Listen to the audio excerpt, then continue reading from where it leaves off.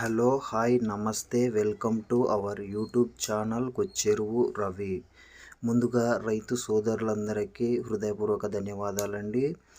ఈరోజు అయితే మనం కర్నూలు జిల్లా పత్తికొండ మండలం జూటూరు గ్రామంలోని టీచర్ కమ్ ఫార్మర్ అయిన పాండురంగడు గారి పొలంలో ఉన్నాము. వారి పొలంలో కాశ్మీరీ యాపిల్ అనే కొత్త రకం పండ్ల తోటను పరిచయం చేయబోతున్నాము. ఈ విషయాల మీద పాండురంగడు గారు వివరిస్తారు. మీరు చూస్తున్నది పత్తికొండ మండలం జూటూరు గ్రామంలో కాశ్మీర్ రెడ్ యాపిల్ బేర్ అనే తోట. నా పేరు పాండురంగడు, నేను టీచర్ని. మరి రైతులకి కొత్త పంటల్ని పరిచయం చేయాలనే ఉద్దేశంతో ఈ కాశ్మీర్ రెడ్ యాపిల్ బేర్ అనేటటువంటి ఈ మొక్కల్ని తీసుకురావడం జరిగింది. కాశ్మీర్ రెడ్ యాపిల్ బేర్ అంటారు దీన్ని. అంటే రేగు పండులో ఏదో కొత్త రకం. ఇది విదేశాల్లో ప్రూనింగ్ చేయబడినటువంటి మొక్క. మరి తైవాన్ నుంచి బంగ్లాదేశ్ నుంచి పశ్చిమ బెంగాల్, ఆ తర్వాత మన తెలుగు రాష్ట్రాల్లోకి వచ్చింది.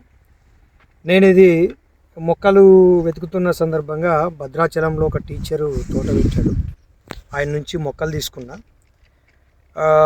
ఈ పండు ప్రత్యేకత ఏంటంటే కలరు యాపిల్ కలర్ రావడం, తింటున్నప్పుడు యాపిల్ పియర్స్ టేస్ట్ రావడం అనేది దీని యొక్క ప్రత్యేకత. ఇంకా ఏంటంటే దీని తెలంగాణ పరిశోధన ఉద్యానవన శాఖ వాళ్ళు చేసిన పరిశోధనలో భాగంగా వారు షుగర్ పేషెంట్లు కానీ బీపీ మలబద్ధకం వాళ్ళు ఫ్రీగా తినవచ్చు అని చెప్పడం జరిగింది. అందులో భాగంగా ఈ మొక్కల్ని నేను కూడా సర్చ్ చేస్తున్న సందర్భంగా భద్రాచలం నుంచి తీసుకోవడం జరిగింది. 70 రూపాయలకు ఒక మొక్క తీసుకున్నా. కొత్త పొలాలని అందించాలా మన ప్రాంతాలకనే ఒక ఉద్దేశం. ఆ ఉద్దేశంతోన ఈ మొక్కలను తీసుకురావడం జరిగింది. మరి 21లో నాటడం జరిగింది. నాటిన 6 నెలలకే నాకు పంట రావడం జరిగింది. మొదటి సంవత్సరం నాకు ఒక 30,000 వరకు వచ్చింది. మొక్కలకి చేను ఇది చేయడానికి అంతా నాకు ఒక 50,000 వరకు ఖర్చు అయింది.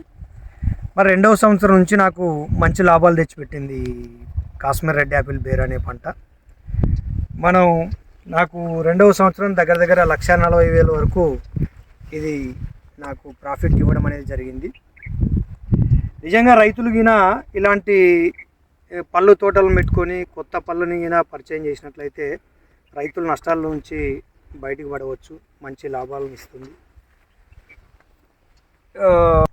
ఇది కాపు అయిన తర్వాత రెండవ సంవత్సరం కాపు అయిపోయిన తర్వాత దీనికి నీళ్ళు అంత అవసరం ఉండదు. మే 15-20 తేదీ మధ్యలో మళ్ళీ చెట్లు మొత్తం కొట్టేస్తాం ఒక అడుగు విడిచి. తర్వాత మళ్ళీ అవి సిగుసులు వచ్చిన తర్వాత జూన్ జూలై ఆ మధ్యలో మళ్ళా బలమైన చిగురున్నటువంటి కొమ్మల్ని పెట్టుకొని మిగతా కొమ్మల్ని తీసేస్తాం. ఆ తర్వాత ఆగస్టు ఆ నెలకు వచ్చే లోపల మొగ్గ స్టార్ట్ కావడం, మొగ్గకు ఆ తర్వాత ఆగస్టు సెప్టెంబర్ మధ్యలో పూత రావడం. ఆ పూతలో ఏదైనా పురుగుకు సంబంధించిన వాటికి సంబంధించి కొంత మందులు వాడుకోవడం అనేది జరుగుతుంది. తర్వాత వేస్ట్ డీకంపోజర్ అనేది మేము ఎక్కువగా వాడుతూ ఉంటాం, పండు నాణ్యత కోసమైనా దాని తీయదనం కోసమైనా. అలా కెమికల్ మందులు అయితే ఎక్కువ అవసరం ఉండదు, కానీ దీనికి సంబంధించి ఒక ఫ్రూట్ ఫ్లై అనేది అక్కడక్కడ కనిపిస్తూ ఉంటుంది. దానికోసం మనం కొన్ని ఆర్గానిక్ మందులు వాడడం అనేది జరుగుతుంది. ఇటీవల ఒక పేస్ట్ అనేది వచ్చింది. ఆ పేస్ట్ను కొమ్మల మధ్యలో అంటించడం వల్ల ఈ ఫ్రూట్ ఫ్లైని కంట్రోల్ చేసుకుంటూ ఉన్నాం. కెమికల్ అయితే తక్కువ వాడుతున్నాం, కానీ జస్ట్ లైక్ ఏ సెమీ ఆర్గానిక్గా చెప్పవచ్చు దీన్ని మేము. మొదటి సంవత్సరం నాకు నా పెట్టుబడి వచ్చింది. అయితే కొన్ని మొదటి సంవత్సరం అనుభవం లేకపోవడం వల్ల మందులు ఏవి వాడాలి అట్లా కొంత పురుగు రావడం, అలా అనుభవం లేమి వల్ల ఒక 10,000 వరకు నష్టపోవాల్సి వచ్చింది. అయితే రెండవ సంవత్సరం నుంచి మాత్రం నాకు మంచి ప్రాఫిట్ ఇచ్చింది, మంచి పంట ఇచ్చింది. దాదాపుగా ఒక్కొక్క చెట్టుకి 15-20 కేజీల వరకు ఇవ్వడం జరిగింది. నాకు మొదట ఏంటంటే పంట వచ్చిన తర్వాత నేను ఎక్కడ మార్కెట్ చేసుకోవాలనేది ఒక ఆలోచన. కానీ ఈ పండు యొక్క లక్షణము, ఈ పండు యొక్క రుచి చూసి నాకు తోట దగ్గరే పర్ డే ఒక్కొక్క రోజు 100 కేజీలు పోయిన రోజు కూడా ఉంది. కిలో 50-60 రూపాయలుగా అమ్ముతూ ఉంటాం. ఒకానొక సందర్భంలో నాకు ఒకే రోజు 180 కేజీలు పోయిన రోజు కూడా ఉంది. పండు యొక్క రుచి అట్లా ఉంటుంది. ఒకసారి తిన్నాడంటే కన్జ్యూమర్ మన పండును వదిలి బయటికి వెళ్ళే పరిస్థితి ఉండదు. రెండవ సంవత్సరం నాకు దగ్గర దగ్గర 1,40,000 వరకు నాకు లాభం రావడం జరిగింది. ఒక 20,000 పెట్టుబడి తీసేసిన 1,20,000 నాకు లాభం రావడం. దీని కలుపు, మందులు అన్నీ కూడా మొత్తం ఖర్చులు సంవత్సరంలోకి 20,000 కంటే ఎక్కువ రాదు. మిగతాదంతా మనకు మంచి బెనిఫిట్గా ఉంటుంది. మరి అలా మంచి లాభాలను అందించింది నాకు. మరి 3వ సంవత్సరంలో ఇప్పుడు చూస్తున్నట్లుగా ప్రతి చెట్టు దాదాపుగా 20 కేజీల పైనే మనకు కనిపిస్తూ ఉంది. కర్నూలు జిల్లాలో మొదటిసారిగా నేనే ఈ మొక్కలు తీసుకోవడం, ఈ పంటను చూసి కన్జ్యూమర్స్ మెచ్చుకోవడం, ఆ పండు యొక్క రుచిని చూసి కన్జ్యూమర్స్ ఎక్కడెక్కడి నుంచో రావడం, నాకు దగ్గరగా కుప్పం వరకు నా పండు యొక్క ప్రత్యేకత అనేది నాకు చాలా సంతోషదాయకమైంది. మరి బెంగళూరు వరకు కూడా, హైదరాబాద్ వరకు కూడా తిన్న కస్టమర్స్ పళ్ళు తీసుకున్న కస్టమర్స్ ప్రచారం ద్వారా నాకు ప్రచారం జరిగింది తప్ప నేను ఈ పండు గురించి ఎటువంటి ప్రచారం చేసుకోవడం కానీ, దీన్ని అమ్ముకోవడం ఎలా అని కానీ ఆలోచన లేనటువంటి స్థితికి తోట నాకు తీసుకొచ్చింది. చాలా సంతోషదాయకంగా ఉంది. మరి ఇలాంటి పళ్ళ తోటలు రైతుల బాగుపడాలనే ఉద్దేశంతోన వాళ్ళకు ప్రోత్సాహకరంగా మరికొంతమంది నన్ను అప్రోచ్ అయినప్పుడు నేను వాళ్ళకు కూడా మొక్కలు ఇప్పడం జరిగింది. మరి రైతులు ముందుకొచ్చి ఇలాంటి పంటలు వేసుకోవడం వల్ల వాళ్ళు కూడా కాస్త బాగుపడే అవకాశాలు ఎక్కువగా ఉంటాయి. నేను 3 సంవత్సరాల్లోన మంచి లాభాలను గడించడం జరిగింది. రైతులకు ఇచ్చే సలహా ఏంటంటే వాణిజ్య పంటలతో పాటు ఇలాంటి ఉద్యానవన పంటలను వేసుకోవడం వల్ల మనం అధిక లాభాలను గడించవచ్చు. కూలీల ఖర్చు కూడా తక్కువగా ఉంటుంది. ఒక 2 కుటుంబ సభ్యులు ఒక ఎకరాలోన మొక్కలు నాటుకోవడం వల్ల 2 కుటుంబ సభ్యులు ఈ తోటను ఈజీగా కంట్రోల్ చేసుకోవచ్చు. కలుపైనా, మందులు కొట్టడమైనా, కాయలు తెంపడమైనా, అమ్మడమైనా, ఏదైనా సరే ఒక 2 వ్యక్తులు ఉంటే చాలు మంచి లాభాలని గడించుకోవచ్చు.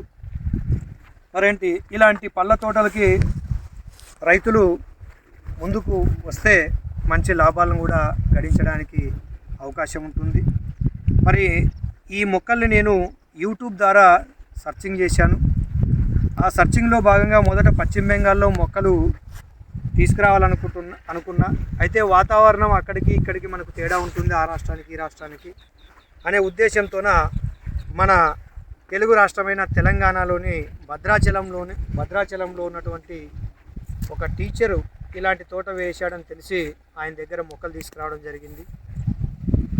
తీసుకొచ్చిన తర్వాత మరి మన వాతావరణానికి సరిపడతాయా లేదా, నిజంగా కాశ్మీర్ రెడ్ యాపిల్ బేర్ అనే పేరుకు తగ్గట్టుగా కలర్ వస్తాయా రావా, ఆ స్వీట్నెస్ ఉంటుందా ఉండదా అనే ఆలోచనలో ఉండేవాళ్ళం.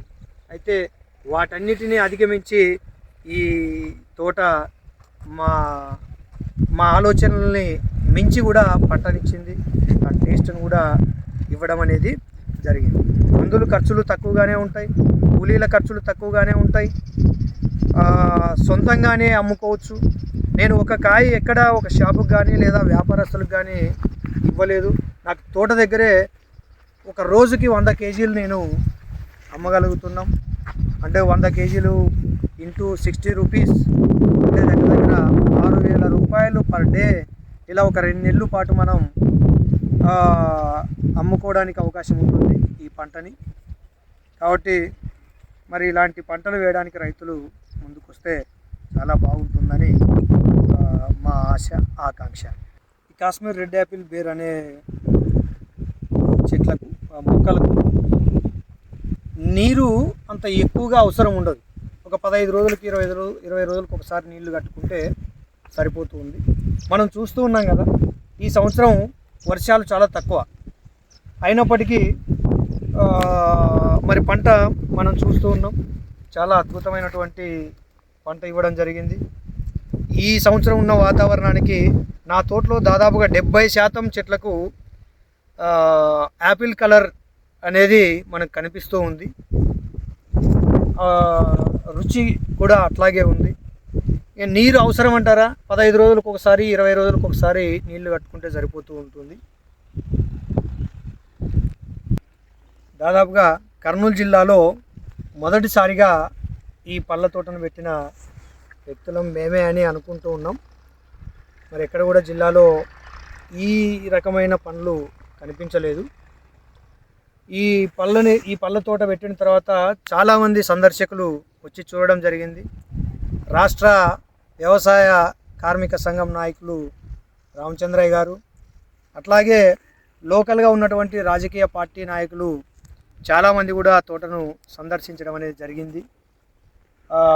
ఇలాంటి పళ్ళ తోట వేయడం చాలా ప్రోత్సాహకరంగా ఉంది అనే ఉద్దేశాన్ని వాళ్ళు వెళ్ళబుచ్చడం జరిగింది. అట్లాగే చుట్టుపక్కల గ్రామాల నుంచి వచ్చి కూడా సందర్శించడం జరిగింది రైతులు, చదువుకున్న వాళ్ళు కూడా. మరి మాకు కూడా ఇలాంటి మొక్కలు తెప్పిస్తే మేము కూడా మరి తోటలు పెడతామనే ముందుకు వస్తున్నారు చాలామంది. అలాంటి వాళ్ళకి ఎల్లవేళలా మేము మా సహకారం అందిస్తాం, మొక్కలు తెప్పిస్తాం, మీకు కావాల్సిన సలహాలు సూచనలు కూడా అందిస్తాం. ఇది 3వ సంవత్సరం మాకు. ఈ సంవత్సరం మా అంచనా దగ్గర 3000 కేజీల పైన వస్తుంది అనేది మా అంచనా. అంటే దగ్గర 2 లక్షల పైన ఆదాయం ఉంటుందనేది మా అంచనా. ఇంకా తోటను మనం చూస్తూ ఉన్నాం కదా, దగ్గర ఇంకా 50-60% పండ్లు ఉన్నాయి. అంటే మా అంచనాలు మించి మాకు పంటను అందిస్తూ ఉంది.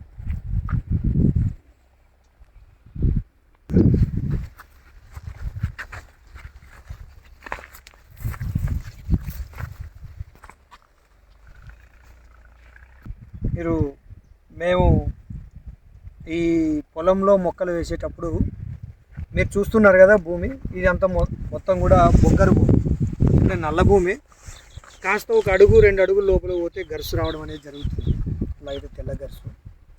ఈ మొక్కలు ఇక్కడ తీసుకొచ్చి వేసినప్పుడు చాలామంది నన్ను డిస్కరేజ్ చేయడం జరిగింది. ఇది సరైన పంటలే రావు, మొక్క మొలిస్తే కూడా కొంత ఎత్తు అయ్యి ఇదైపోతుంది, పంటలు రావట్లేదు కదా, ఇలాంటి ఖర్చుతో కూడిన మొక్కలు తీసుకొచ్చి పెట్టడం అనేది నష్టాలతో కూడిన పని అని చెప్పేసి చాలామంది డిస్కరేజ్ చేయడం జరిగింది. అయితే ఆ తరువాత ఈ మొక్కలు పెద్దగా అయ్యి పంటనిచ్చిన తర్వాత చాలామంది రైతులు ప్రజలు వచ్చి సందర్శించినప్పుడు ఆశ్చర్యాన్ని వ్యక్తం చేయడం జరిగింది. ఇంత పంట రావడం ఏంది ఇలాంటి భూముల్లోనా అని వాళ్ళ అభిప్రాయాలు చెప్పడం. దాంతో వాళ్ళు కూడా ముందుకొచ్చి మేము కూడా ఇలాంటి మొక్కలు వేసుకుంటే మాకు బాగుంటుంది కదా, బీడు భూముల్లోనైనా ఈ మొక్కలు పంటనిస్తున్నాయని అనే స్థాయికి ఈ పంట రావడం అనేది జరిగింది. ఎర్ర నేలైనా నల్ల నేలైనా చౌడు భూములైనా పోడు భూములైనా లేదా ఇలాంటి బొగ్గర భూములైనా కూడా ఏ పొలంలోనైనా సరే పంట మాత్రం చాలా అద్భుతంగా ఇస్తాయి ఈ మొక్కలు. ఇవి స్వీట్నెస్ కూడా అలాగే ఉంటుంది, దాని కలర్నెస్ అలాగే ఉంటుంది, తింటూ ఉంటే క్రప్సీగా ఉంటుంది. అంటే ఒక కాయ తిన్న తర్వాత మళ్ళీ ఇంకా తినాలా అన్న ఒక ఆకాంక్షను ప్రేరేపిస్తుంది. మేము కన్జ్యూమర్స్ని చూస్తూ ఉన్నాం కదా, ఒకసారి పళ్ళు తీసుకెళ్ళినటువంటి కన్జ్యూమర్స్ పదే అంటే మళ్ళా వచ్చి, అంటే మాకు పంట ఉన్నంత వరకు ఆ కస్టమరు మా పొలం దాటి పక్కకి వెళ్ళట్లేదు.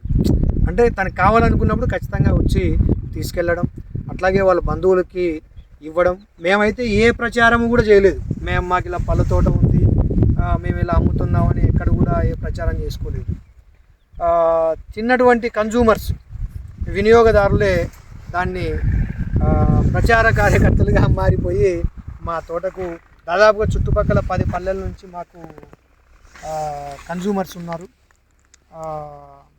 చాలామంది వచ్చి తీసుకెళ్ళడం, ఒకసారి 1 కేజీ తీసుకెళ్ళినటువంటి వ్యక్తి రెండోసారి వచ్చినాడంటే ఖచ్చితంగా 2, 3, 4, 5 కేజీలు తీసుకెళ్ళడం, వాళ్ళ బంధువులకు ఇవ్వడం, అలా ప్రచారం జరిగి నాకు దగ్గరగా చుట్టుపక్కల ఉన్నటువంటి ఆదోని, ఎమ్మిగనూరు, పత్తికొండ ఇలా ఈ టౌన్లో ఉన్నటువంటి ఉద్యోగస్తులు కూడా ఈ పండు తిన్న తర్వాత మాకు కావాలి అని చెప్పేసి ఒక్కొక్కసారి ఒక 50 కేజీలు అట్లా వాళ్ళంతా బల్క్గా టీచర్స్ తెప్పించుకోవడం అనేది జరిగింది.